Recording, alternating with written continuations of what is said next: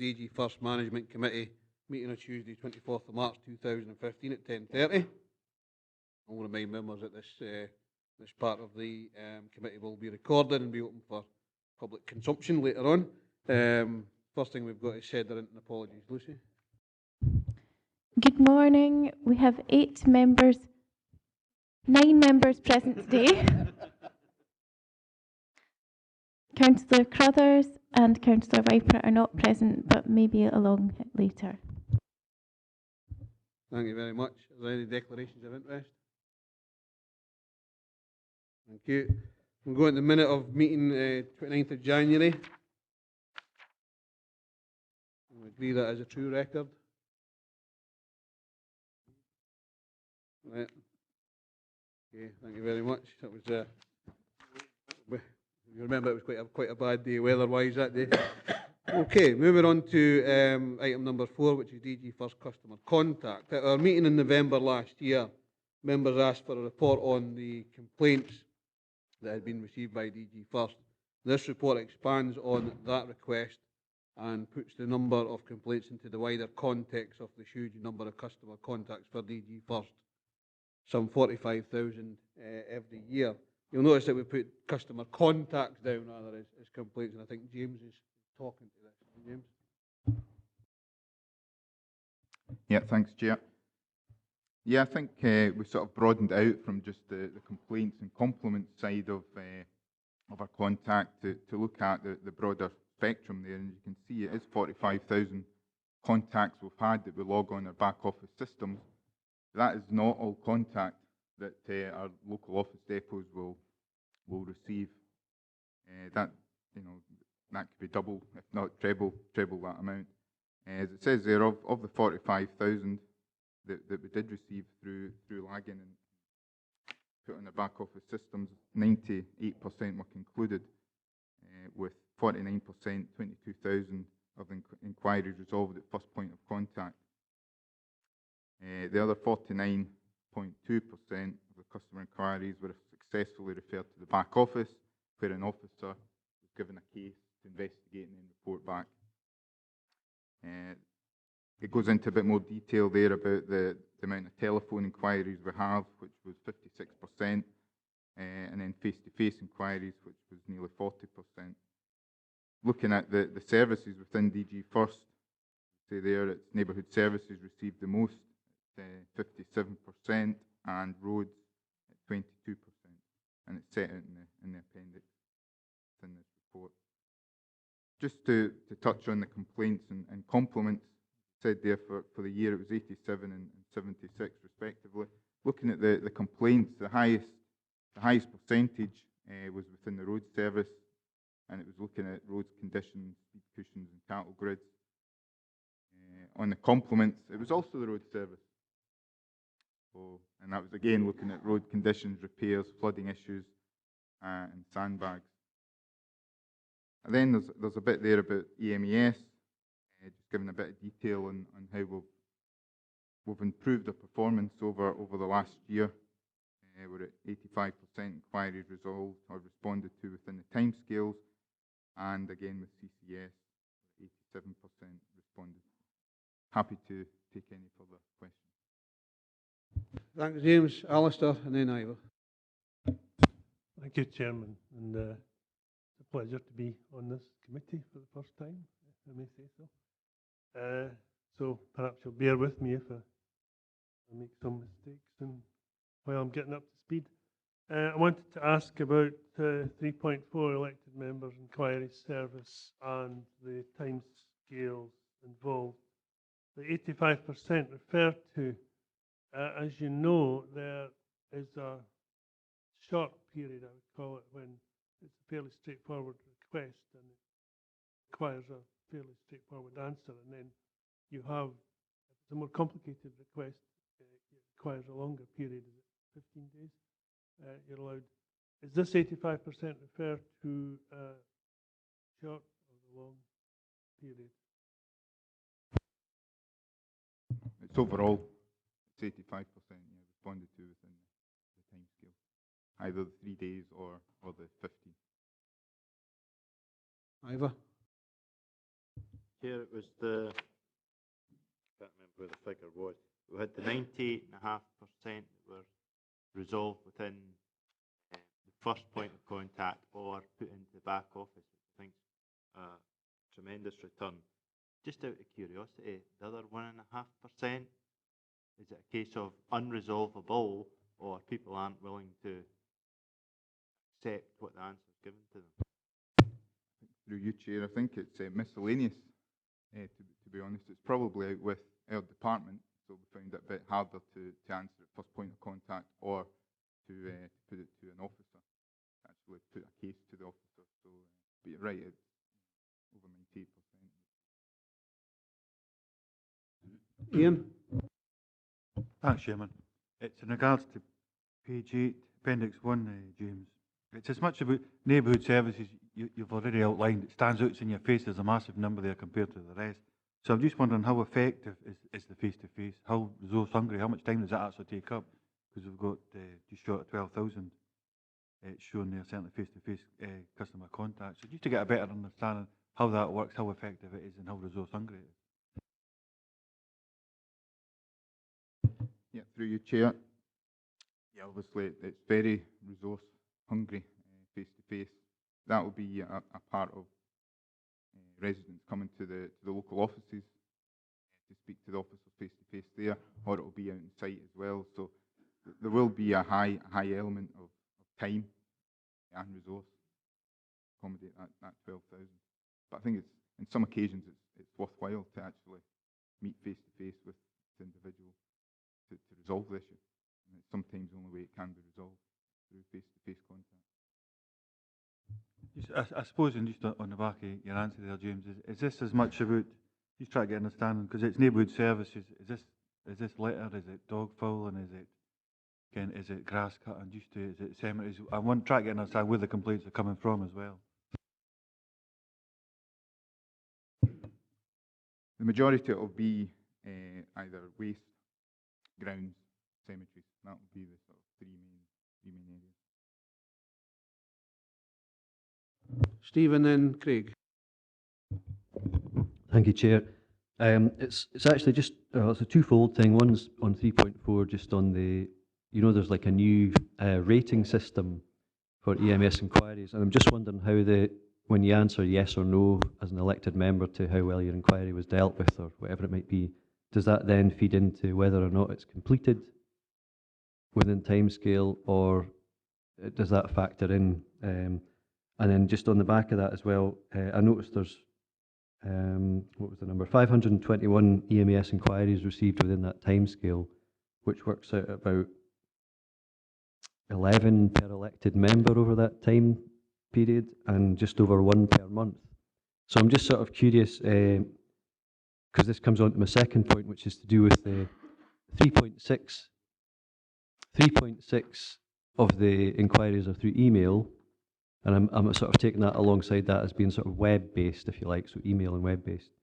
And this is maybe touching on Councillor Carruthers' point about the face-to-face resource requirements in terms of dealing with that. Because if we're moving towards a sort of channel shift model where we're actually looking at increasing the amount of web accessibility for people to make inquiries, but the predominant use is only like 4%, as it were, emails, then are we going to ensure that we protect and enhance the customer service for those who aren't able to or not digitally equipped or whatever it might be to use the sort of customer-facing one? And are we encouraging elected members and others really to use the sort of electronic method, which could be less resource intensive? Thank you. Chair, if I may, I'll respond to Councillor Thompson on that one. In EMES, the rating is supposed to be given when the EMS is closed. Having said which, last month there was at least one EMES that had 6 closed on it. So it is a way of showing that we have come to a stage. It's also quite useful for us to pick out those where an elected member has said they're not satisfied with the answer, and to look at the trail so that we can work out why. I have to say, and I know I've said in this forum before, that quite often it's because the officer receiving the EMES inquiry doesn't actually understand what the member is really wanting to know. So we use particularly those as a tool for mentoring those who respond. As to your other question, the face-to-face contacts will always remain a key part, because there are, as you've indicated, those who do not have access to the internet. It's an important part because it allows us to speak directly to people who are maybe not comfortable in the internet. Having said which, the savings on resources by taking forward channel shift are significant, so it's still a key element of the council's strategy. And the rollout of next generation broadband can only help in that. Thanks. Just to come back then, with that in mind then, given the feedback that we do have in this report, there'll be an aspect, and you touched on it there, about mentoring in terms of trying to understand better how to deal with inquiries and understand the nature of the inquiry to get the proper response, etc. And there'll be an element of the information, the intelligence effectively that we're gathering from what customers, elected members, community councils are actually saying. These are the issues that we're reporting. How does that in turn then input into not only how DGFirst deals with the service, but how that feeds in corporately, so that we can help determine the likes of priorities? And because we might think we know what our priorities and outcomes should be, but this is actually intelligence that actually could then inform that on a database model. Yeah, that's a very valid point. Unfortunately, the levels of concerns tend to be not trivial, but quite low level. An awful lot of the contacts are asking simple questions like, what day does my bin get collected, or when can I have a new bin to replace the one that was broken, that sort of thing. So they're routine business, if you like. They don't throw up a great deal of usable information, apart from there's a lot of people don't like dog fouling, which we kind of knew already. So where there are issues about specific sites and we get a number of concerns or issues raised, then we'll certainly use that to feed back into both the policy side and our operational requirements. Craig and Marion, then Ian. Thank you, Chair. With 45,000 customer interactions and only 87 complaints, I mean, that's encouraging to see that officers were available to deal with those interactions at the time. Just a couple of points. With the elected member and the CCES inquiries, is that figure included within the 45,000 figure that we have at the top? No, well, I'm getting a nod of the head, so that's okay. And secondly, within, again, with the EMES and 85% being responded to within the timescales, this is a point that I've brought up in the past, that personally, as a councillor, I'm not satisfied with the response that we get, or certainly that I get on many occasions when the EMES concerns a pothole reporting or issues of that sort of nature, because it is a standardised response that it's an automated response basically that gets put back to us, and it doesn't give us the information that I think as members we require. I know that the roads department are working on the IT side of that, and we'll come on to that in the next report, I'm sure. But I still have an issue with the fact that if we're saying 85% are completed within timescales, if we don't have that breakdown to say that, because I'm sure that the number of EMESs related to the likes of road defects is going to be very, very high as well coming into DGFirst. So I would actually like to see a split of that to see what proportion it is and the response times to that. So I'm not happy with the standardised automated response. It is a council's responsibility to look and care for the roads, etc., etc. And I don't think that's the information that members are really looking for when they put an inquiry in like that. So I'd just like a wee bit more about that. Say I have asked for it before and it's never actually been split down. Sorry, Jane. Yes, I would agree with you. I'm not particularly happy with the way that we are forced to deal with particularly that sort of issue. I'm afraid it is a case of jam tomorrow, because we are working on a system that will improve that, but it's not here yet. Certainly, we can provide members with a breakdown of EMES and the subject matters. Yeah, and we'll provide that to all members of the committee. I'm just wondering if it, rather than have another report coming back on that, an email can be sent to DGFirst committee members just for that information to go out, and that would, hopefully that would suffice, that information that you require. Thank you, Chair. And just on the back of that as well, in regard to the responses, as members are asked to put in whether they're satisfied with the answer. And I've only ever had one email asking me on that response, and that only came in last week at the matter. I've never ever had an email asking me if I've been satisfied with the service, apart from last week. I'll investigate that last point. I'm not, to be honest, I'm not sure what the system looks like from the elected member point of view, but I'll get back to you on that. Marion? Thanks, Chair. I'm assuming that the number, we've got 25,000 neighbourhood contacts. I'm assuming that a lot of that would come from the problems with the recycling and that. I'm assuming it comes under that barrier.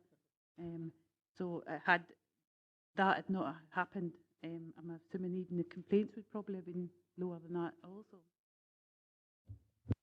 I can't actually remember the number of complaints. James, do you have the number of waste collection complaints on your crib sheet?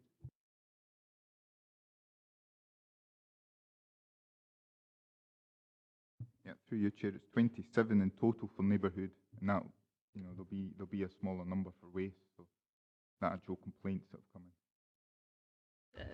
in. Personally, from my point of view, I think that's really good considering how many overall has been in. But I've got to say, any issues or anything that dealings I've had with DGFirst has been excellent. So that's my point of view. Thanks. Ian and George? Thanks, Chair. Thanks for letting me back in. It's another, and these general inquiries, you try to get a better understanding. Page 7, it says number of, the second box, the box at the bottom says number of inquiries resolved per service. Go down to road services at this time, so I'm just going to try to take a sample.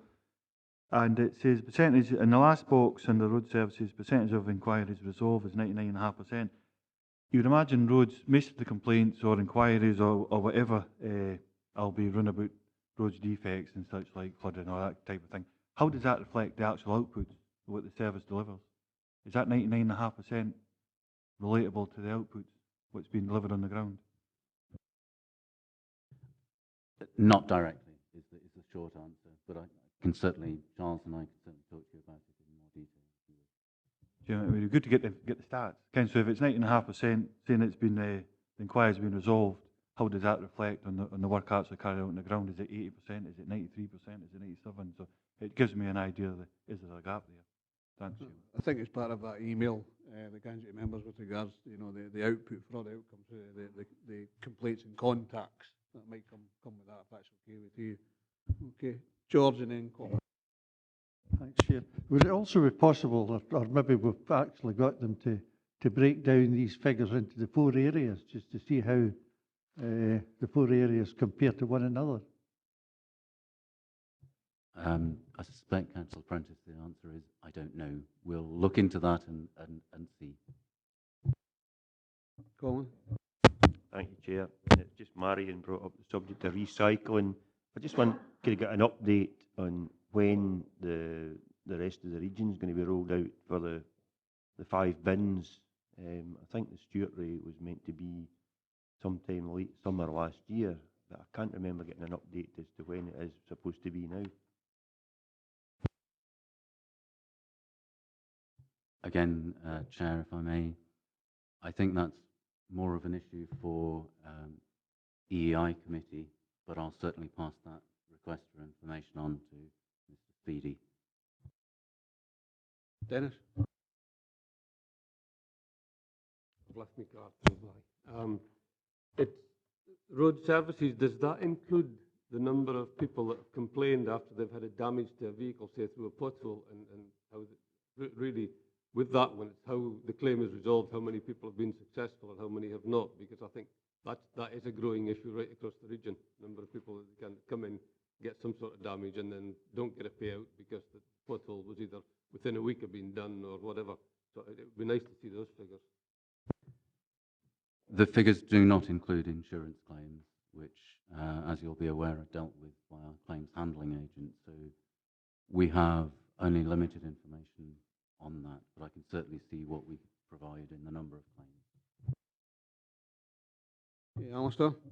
Thanks, Chair, for letting me back in. If I could return to 3.4, I have difficulty with the EMES again. I suppose I receive a complaint from a constituent at a surgery, say some pothole needs fixed, and I send in an EMES, and I get a reply, this will be attended to as soon as possible, and then I'm asked to give a yes or a no rating. I give a yes rating because the officer has given me an undertaking that it will be dealt with. At my next monthly surgery, the same constituent comes in and says, that expleted, deleted pothole has not yet been fixed. And Alistair, if I just come in, I think that's the same question that Councillor Peacock was asking, and I think in the email we'll get that sort of that's fine, I look forward to that. Yeah. Okay, any other questions? Can we go to the recommendations? Sorry, Stephen. I couldn't help myself. Thank you, Chair, for letting me back in. Just on the very first 3.2, at the very first line, that figure doesn't include all customer interactions, as some are not recorded. In the interest of completeness, do we have a sense of how many, what proportion we're talking about here? Because does that have an impact, and is it just again down to a miscellaneous type of thing?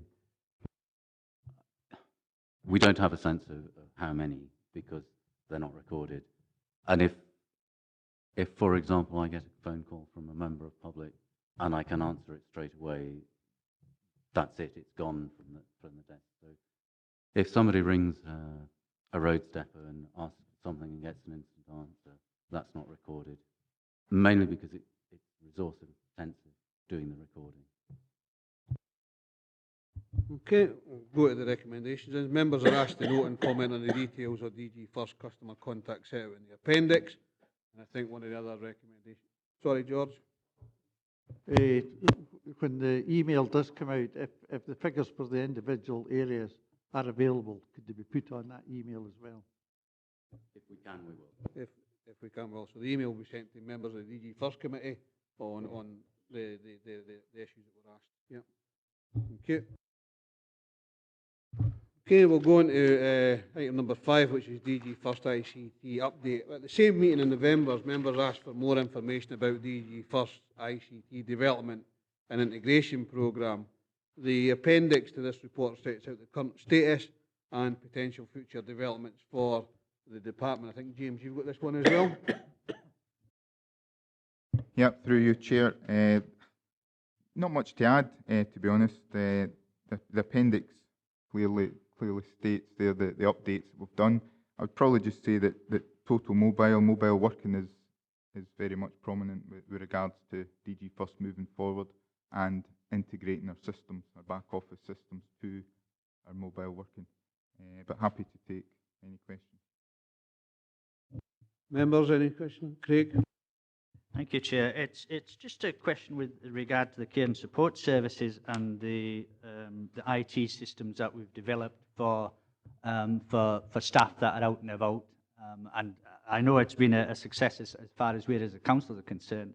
But I was just wondering, with the moving forward into the integration of social health and care services, will that system still be used by the council in its duties in the health and care services, and how will that actually manage with the NHS services? Because as they're taking responsibility of health and social care now. Thank you, Chair. First of all, the system, CM2000, will continue into the new health and social care body. We also use it in the short-term assessment and reablement service, which is technically part of the NHS, but will become part of the joint body's operations. I think it's also interesting to note that we are piloting that system with non-council providers of home care to provide a common system across the whole of the care provision. Ian? Thank you, Chairman.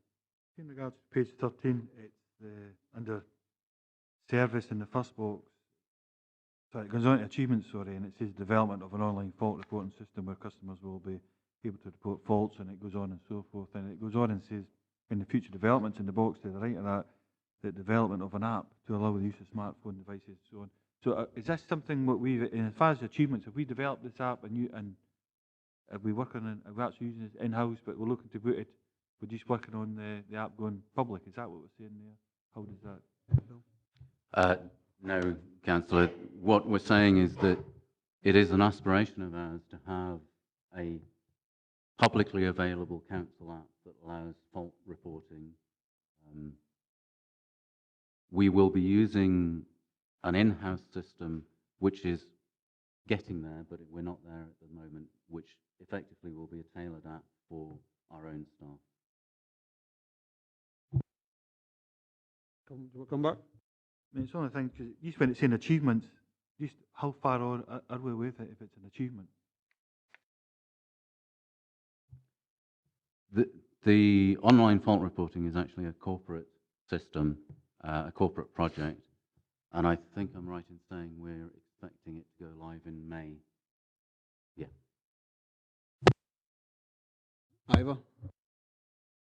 When you read through a lot of the achievements, there's the words efficiencies, savings, etc. Now, when the original business plan for putting in the software and whatever else we need to put in, smartphones, etc., have we achieved the targets with regard to the efficiencies that was put in the business plan to say, well, actually, if we do this, we can achieve X, Y, Z? The short and simple answer is yes. We have seen a reduction in the need for support services staff to provide back office help. So I would also say that some of those efficiencies are non-cashable in that they just make the job easier to do. Stephen? Thank you. Okay, three questions, if I may, just quickly. Right. Okay, the first one would be, right, no bother. It sort of ties into the last report a wee bit, but it's actually the sort of closing the loop aspect of the reporting system. So it's really about what sort of feedback a customer or elected member, whoever, would get if, for example, an issue is reported, it goes into the system, but now where we get an email saying, thanks, that's been logged, something might or might not happen, but you never really get an outcome to it. Would even things like that be reported back so that at least you close the loop, so that the customer would get this has now been assessed but nothing will happen email, or we have now actioned this and it's going to be programmed email, or thanks for reporting this but it's not serious enough to warrant any patching on the roads or whatever, end of story sort of thing. But at least you're kept informed, so you can be disgruntled but you've got an answer, or you know when something's going to happen and that it has happened. So that would be the first question. Second one is, it also mentions about issuing mobile devices to subcontractors. Do we actually recall those devices once that subcontractor's finished doing the work for us? Or are we just issuing a constant stream of mobile devices? And also on the community safety, and this was just raised by members of the community in Lockerbie, just to do with visibility of community wardens. Obviously, they've got the video, the badge thing, but there's also an issue about when community safety wardens are wearing uniforms or not.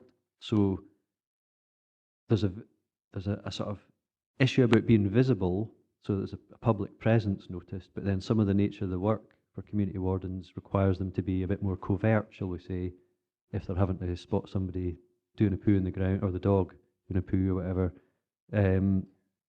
So is there are we giving the community safety wardens the discretion as to when they don't wear uniforms, if you see what I mean, so that they can carry out their operational duties more effectively. It's not really ICT, but I thought I'd use that hook to get it in there. Like, thanks. The question is whether I'm going to allow it. Phil, if you can come in. Okay, closing the loop. Our aspiration is as a department and for the services moving into the future is to deliver what the chief calls the Amazon experience, and actually tell you when things are planned to happen and conclude with, and it happened at 11:12 this morning. So that's the aspiration. We cannot do it at the moment because we don't have the systems, but as we move into full mobile working for the services, that will happen. We've already seen it working very well in building services. We get very high performance rates in our repair response times. We always had that very good response time, but before we started using mobile devices, we couldn't prove it because members of staff refused to fill in the pink slip which ended the job, and that needed to be manually processed. So we've already seen how that can help in proving that we do a good job. The mobiles to subcontractors, no, there's not a continuous outflowing of smart devices into the general public. The visibility of community safety officers, it is part of the role of the community safety service is to be visible.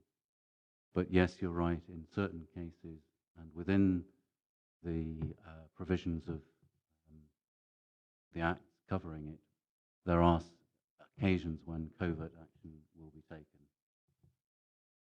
Can't really add any more to that. Okay, Stephen. So thank you for that. I think the first one is when an issue is reported, regardless of what system you're using, if an action doesn't get carried out because on inspection and assessment it's deemed that it doesn't meet the sort of threshold for an action, patching to occur or whatever, is that going to, within the Amazon experience, will that send a response back saying, well, we've looked at the issue now, we've carried out an action, but it's not been deemed necessary for further action? So that's really to close that loop as well, because there are a lot of things that do get reported and you think something's going to happen, but then it doesn't. And on the community wardens one, the uniform bit, even when they're carrying out covert actions, there's no directive at the moment that they have to wear uniforms all the time. They are allowed operational prudence, if you like. Taking the first part of that, it is certainly our aspiration that the outcome of the incident or defect report will be an answer, which may well be, this is categorized as a category 4 defect, which will be monitored, or it's programmed to be covered over and surfacing taking place in a certain month. On the second bit, I suppose the short answer is yes, but I would remind members that parts of the community safety service are not uniformed as well. The community safety officers are uniformed, the community safety enforcement officers are typically not. Craig then. Thank you, Chair. Building services have now adopted the total repairs and the total mobile working, and facility management also has a total mobile working. Is that the same system? So that therefore, if they're out on the facilities management side to do an audit and an inspection of a building, if they come across a problem, a fault, they log that in. Does that go into the building services system so that they, you've got the link there for them to move forward and program the works in? A deceptively simple question, I'm afraid, and I'm going to confuse you, I suspect, in answering it. The software application is the same, total mobile, but the elements of the applications that are used are different. Again, it's an aspiration of ours to have the ability for any council officer to report any sort of defect as it would be to have councillors able to use apps on smartphones to report defects or concerns. At the moment, I'm not sure that the facilities management system allows building repairs to be logged in that way. Why? Just because we haven't got round to it. It will inevitably happen, but not yet. Well, being sensible about it, I would have thought at the development of both these particular programs, since they are linked, that would have been one of the things that the program developers should have looked at, or should have been asked to look at, to see how these can link in, because it's an obvious way of efficiency.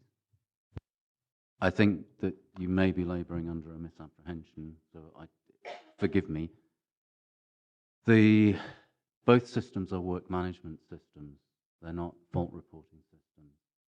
So for building services, a joiner or a plumber or an electrician will get jobs passed through his device and will tick those off as he's done them. So it's not the reporting of a defect to a building. That isn't currently there yet. The same sort of applications can be used for any work management system, whether that's care services, roads, or building maintenance. We haven't integrated them at the moment because we operate quite an effective repairs help desk for buildings anyway. So it's not a priority for us at the moment, but it is, as I said, an aspiration for the future. Colin, then Ian. Thank you, Chair. I'm not sure if you'll be able to answer this or not, but I'm going to bring it up anyway.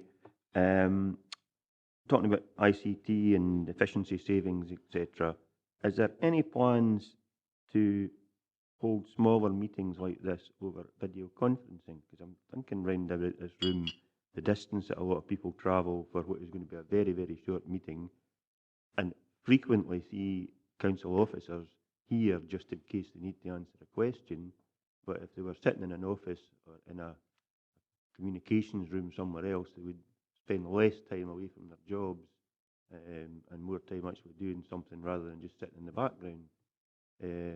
We hold meetings in Kirkcudbright with people at the bunker here in Dumfries quite regular now, and they work fine. I just think it would be a lot more efficient and save a lot of money if people weren't driving from all over the region for smaller meetings.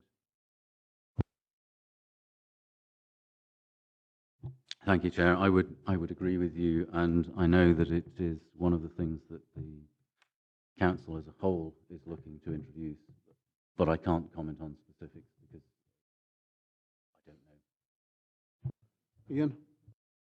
Just a quick, excuse me, just a quick one, Chairman, in regards to the community safety. It's maybe been touched on a wee bit. See the video badges and the data protection. Is this something that's on all the time? These badges? No, it's obviously for the sake. It's usually in a as and when needs. So when would it be? When would the cameras actually be rolling? My understanding is that a community safety officer would switch on their recording when they were speaking to a member of the public about a particular issue. So if they were at one extreme just saying, "Good morning, Mrs. Smith," they wouldn't. But if they were approaching somebody whose hound had just performed the unmentionable, then they would switch it on to record that transaction, if you like. But they're not on permanently. Okay, any other questions? We'll move to the recommendations then. Members are asked to note and comment on the details of DGFirst ICT update set out in the appendix. On that. I have no other business. However, that concludes the formal business of the committee, and I've asked the director to arrange for a briefing and 3 short presentations on issues of current interest in facilities management and the road service. And they will be the briefing on the road service cost comparison. You should note that